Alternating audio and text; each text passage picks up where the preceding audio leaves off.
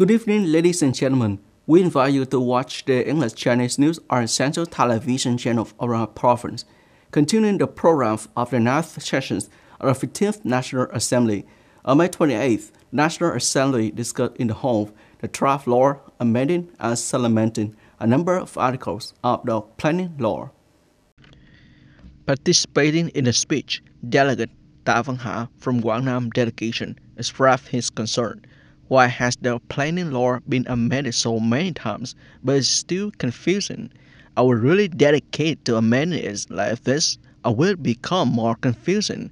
According to Delegate Ha, the spirit of previous planning law was to change the planning method, fundamentally change the planning process, such as local division by field, determine the plan to be multi-sectoral, comprehensive, and interconnected.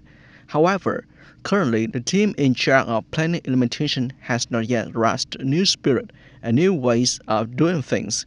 Sharing the same view, Delegate Nguyễn Quang Huân from Bình Dương Province said the planning law itself was drafted in 2017 but was only implemented in 2020, and since its implementation, there has been many issues that need to be considered.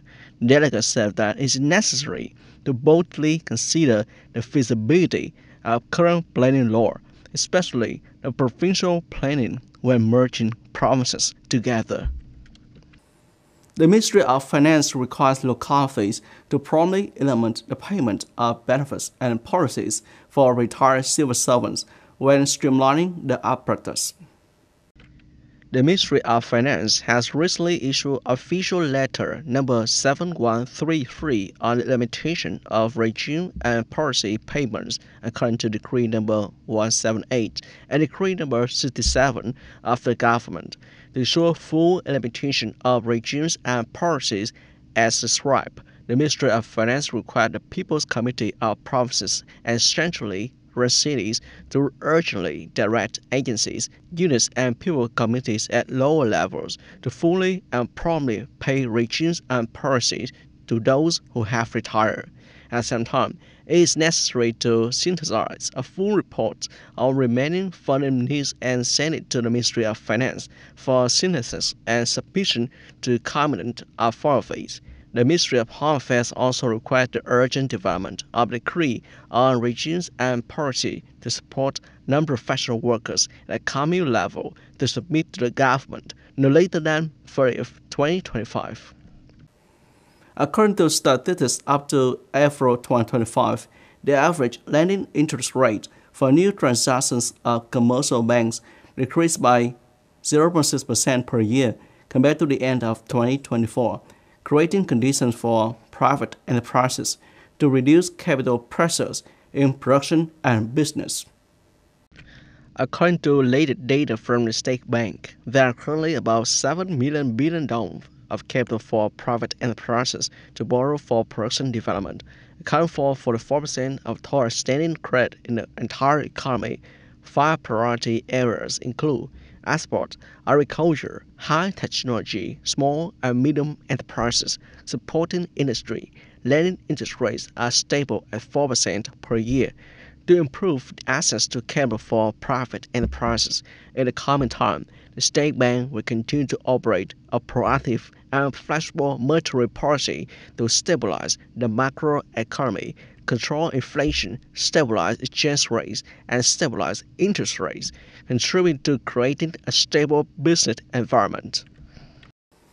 Comrade Nguyễn Thị Hoàng, Vice Chairman of the National Provincial Board Committee, on May 28th, chaired a working session to deploy the plan to implement the general census on agriculture and rural areas in the province in 2025. The General Census aims to collect basic information on agriculture, forestry, fisheries, and rural areas.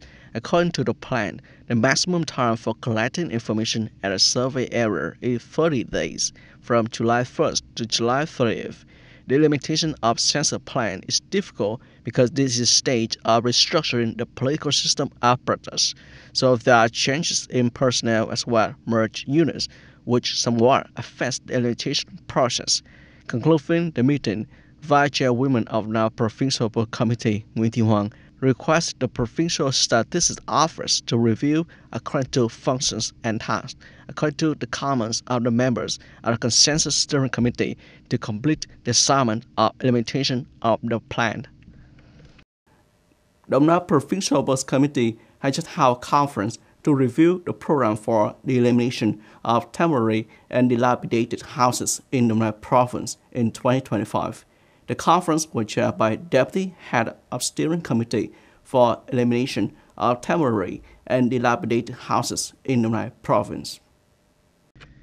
Responding to emulation movement, joining hands to eliminate temporary and dilapidated houses nationwide in 2025, launched by Prime Minister Phạm Minh Chính, the province has mobilized the participation of the entire political system and the entire population with the highest determination to completely eliminate temporary and dilapidated houses for people with revolutionary contributions and relatives of martyrs, the poor, near poor, and people in difficult circumstances in the short term.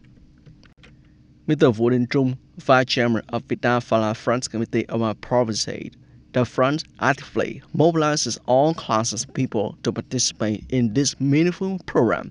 Up to now, many organizations and individuals have supported the program with an amount of nearly 70 billion dong, thereby creating resources to eliminate temporary and dilapidated houses in the area. As of May 25, 2025, the steering committees of districts and cities has supported the first phase with a total of 270 houses, reaching 106% compared to the demand has been approved by the Provincial Bills Committee, of which 24 households are people with revolutionary contributions and martyrs' relatives, nearly 250 houses for poor household, near poor household, and household with difficult housing circumstances, of which more than 150 houses have been handed over. The remaining are expected to be completed before May 30, 2025. Comrade Võ Tấn Đức, Deputy Secretary of Provincial Party Committee, Chairman of the Provincial Bills Committee, said, in the coming time, the steering committees at all levels will accelerate support for new construction and Phase 2 repairs for 191 houses added in the second phase and cases still start with land legal procedures, ensuring the progress that completed the entire program before June 15, 2025. Vice Chairman of the Provincial Committee, Hồ Văn Hà, has just had a working session on the field of transport, planning, and social housing managed by the Department of Construction of the province. The report at a working session said that the departments and the whole province have 31 important transport projects under implementation of a total investment of more than 214,200 billion dong. Regarding the plan to arrange public housing after the merger of a province, up to now, the Department of Construction of a province has coordinated to survey the social housing apartments and the old headquarters that are surplus after the rearrangement, and has repaired about 145 plus housing apartments, enough to accommodate officials in the subject. The Provincial Investment and Construction Project Management Board is renovating and repairing them and will complete them in August 2025. Mr. Hồ Đức Hiền, Head of Department of Construction Activities and Material Management, Department of Construction of my province, said, currently there are 21 rooms in use and are working well, and the possibility of repairing the administrative building is to add 2 to 3 more rooms, so there will be about 20 to 23 rooms. Concluding the meeting, Vice Chair of the Provincial Bill Committee, Hồ Văn Hà, noted that Department of Construction must soon report to the People's Committee the necessary conditions to start construction of traffic infrastructure projects such as Mada Bridge, the elevated road along National Highway 51, Hương Lộ 2, Section 2, and etc. Comrade Hồ Văn Hà said, I call on the cadre, civil servants, and public employees of the Department of Construction to work with high intensity. Compensation work needs to be synchronized. We do not wait until the end of the year to run, but sprint right now.